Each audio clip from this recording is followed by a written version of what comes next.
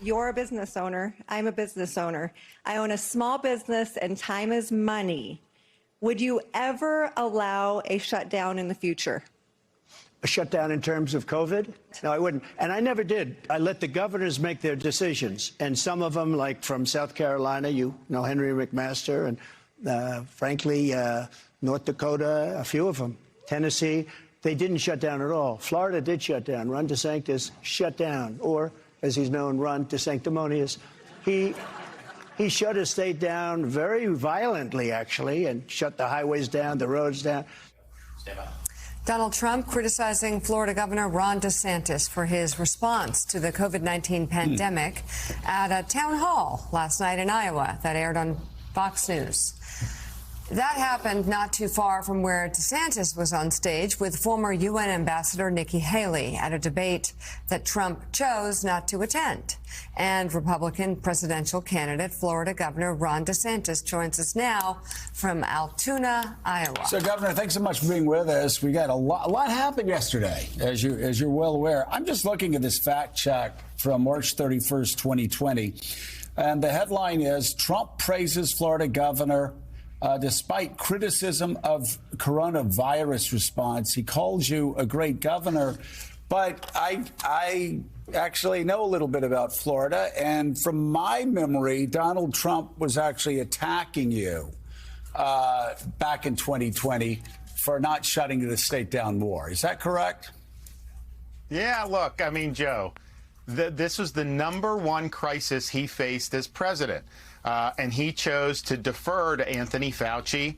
They were running commercials in October of 2020 for his reelection, bragging that he followed everything Fauci said. And then when Fauci, Donald Trump's last day in office, he gave Fauci a commendation. He forcibly shut down Florida's cruise industry. They shut down churches on military bases, and they were pressuring states. Remember, when Brian Kemp reopened Georgia in April, Donald Trump went to the White House podium and attacked him for doing that. He was saying schools should be closed. They attacked me in the summer of 2020 when Florida had its first COVID wave and we had schools and businesses open. So it's massive, massive gaslighting. He was able to do that, I guess, on Fox with no pushback, which was really, well, I guess that's just par for the course at this point. But the reality is he knows that he dropped the ball on that. Yeah, your campaign last night said, and I'm sure your campaign won't take this as a compliment, but your campaign said last night what we said today. That Fox town hall meeting looked like Fox News is completely in the tank for Donald Trump. It looked like a commercial, a reelect commercial for Donald Trump. Yeah, I mean, you know, I did a town hall with them the day before, and I had about, I think, a half a dozen left-wing plants, including people that rushed the stage when I was up there, which is fine. I mean, we roll with the punches. But, yeah, I don't think that there was very many critical questions. And incidentally, we had a debate in Iowa at the same time. He was invited. He could have come. He's not done any debates yet. I think it's because he knows he can get away with that type of gaslighting in that venue. He knows he wouldn't be able to get away with that if we were just on the debate stage. And here's the thing. He was bragging in 2020 that he shut down the greatest economy in the world. He used to say he saved millions of lives to do that. Now he knows Republican voters think that was a mistake, but he cannot admit that he made a mistake. And I think as a leader, you know, if something doesn't work, you course correct. And voters appreciate it's a refreshing when you acknowledge that you got something wrong. Donald Trump just can't do that. So I'm curious, do you think Donald Trump's up to debating? I mean, here's a guy who repeatedly says he thinks that Barack Obama is president of the United States, and that's who he's running against. He talks about World War II. He makes all these bizarre gaffes when he gets really tired. And are Republicans really going to put into the general election a guy who hasn't debated once in primary season? Well, that's the thing, too, Joe, is you go back to October of 2020, that first Trump-Biden debate, when Donald Trump was the incumbent president, and Biden beat him in that debate, I think, pretty soundly. And so now we're in a situation where we've got 3-4 years down the road. I mean, clearly, Donald Trump is not the same Trump from 2016. When he gets off the teleprompter, there's a lot of mistakes, a lot of stream of consciousness stuff. So just from a position of, OK, you want a battle-tested candidate, you want somebody that you know is going to be able to handle all comers. Donald Trump, we have no idea how he would do in a debate setting. And I think that they made a strategic judgment that he had way more to lose by debating than gaining. Governor DeSantis, you mentioned the word gaslighting. Isn't it also gaslighting, though, not to really talk about the threat of a Trump presidency, a second one?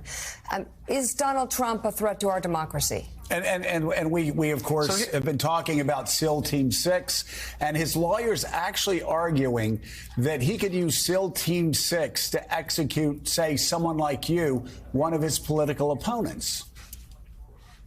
Well, so, this idea of presidential immunity has not really ever been vetted by the Supreme Court. But I think that admission by the lawyer, or that statement, I think that lost him the case at the D.C. Circuit. So I think the D.C. Circuit is definitely going to rule against him. And then the question is, does the Supreme Court take that case? I made the point at the debate last night, going on this road, where we're going with the legal issues and the trials and the January 6th being the center of the election, we're giving the Democrats a huge advantage, because those are terms that the Democrats would love to fight the election on.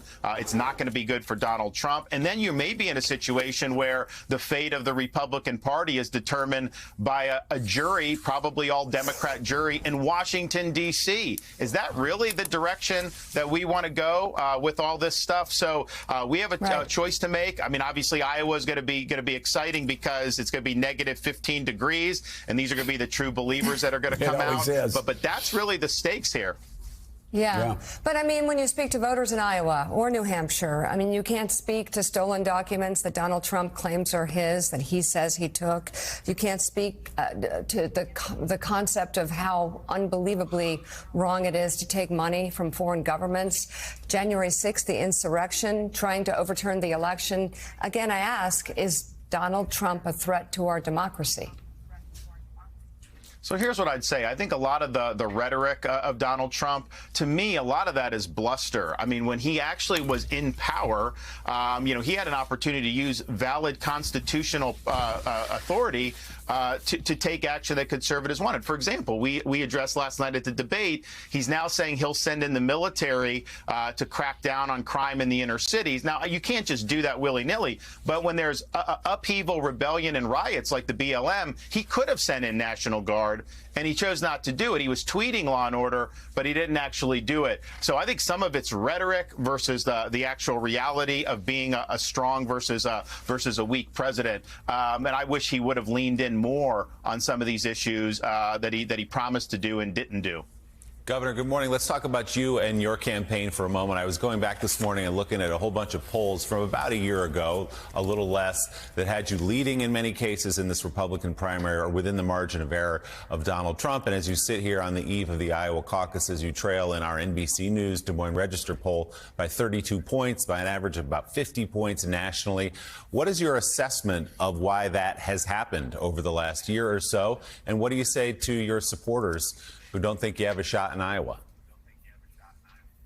Oh, my folks know that we got a great operation here, and we're doing it the right way in Iowa, and it's grinding. It's not as flashy, but we've got true believers, and you got to have tens of thousands of people committed, which we do, who are going to be willing to go out in negative 15-degree temperatures and make their voice heard. So they're going to do that, and I think that's going to be really helpful for us, as we look over the long haul. But so much of this stuff is how media is portraying. I mean, for example, Donald Trump's got a Praetorian Guard with the conservative media. And I think that if he had been debating these times, it would have put us in a great position to be able to do a national narrative that was a little bit different. I think he's portrayed as being inevitable. So I think you see that reflected some of these national polls. But the good news is when people actually get to go in there and vote, then that brings clarity. And then we're going to be able to be off to the races for there. So we're excited about Monday night. We've done it the right way. We've got a lot of passionate supporters who believe in the mission and are going to go out there and make their voice heard. Governor DeSantis, good morning. I want to get your reaction to the headline, the newest headline from the race right now, which is that former Governor Chris Christie of New Jersey has dropped out of the race. He was caught on a hot mic last night, recalling a conversation he said he had with you in which he deemed you were petrified. Can you tell us what he meant by that, sir?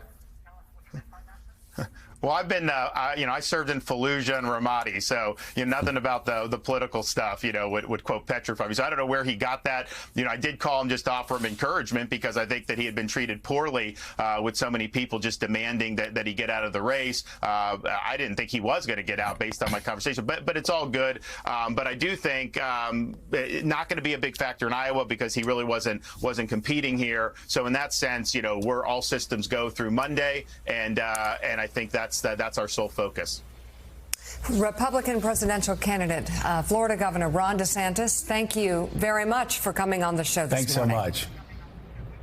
Thanks so much.